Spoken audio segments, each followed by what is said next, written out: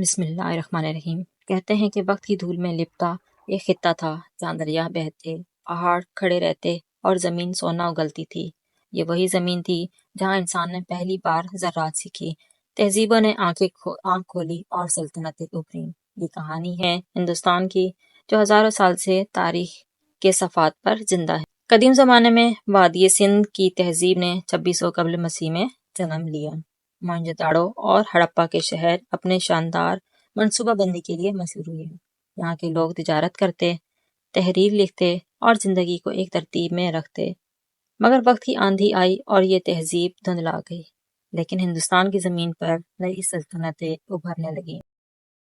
ویدک دور آیا جہاں آریوں نے دھرم، یوگ اور سنسکرت جیسی چیزوں کو پروان چڑھایا۔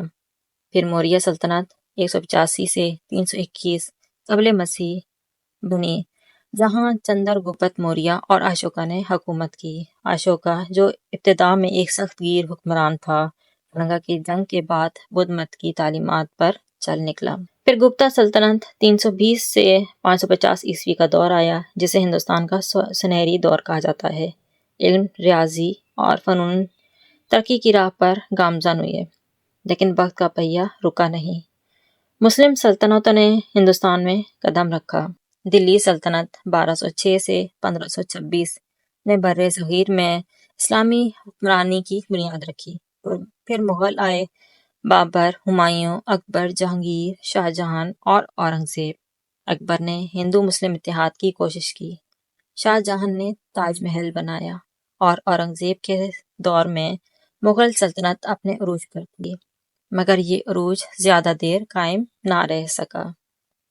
جب 1600 میں ایسٹ انڈیا کمپنی تجارت کے بہانے آئی تو کسی نے سوچا بھی نہ تھا کہ یہ پورے ہندوستان پر قابض ہو جائے گی۔ پلاسی 1757 اور بکسر 1764 کی جنگوں کے بعد انگریزوں نے اپنی حکمرانی قائم کر لی۔ سن 1857 کی جنگ آزادی ہوئی، مگر یہ ناکام رہی اور ہندوستان مکمل طور پر برطانوی راج کے قبضے میں چلا گیا۔ یہ دور تھا غلامی، استحصال اور جدوجہد کا۔ سن 1885 میں انڈین نیشنل کانگریس بنی، مگر سن 1906 میں مسلم لیگ کی تشکیل ہوئی، جس نے مسلمانوں کے حقوق کی بات کی۔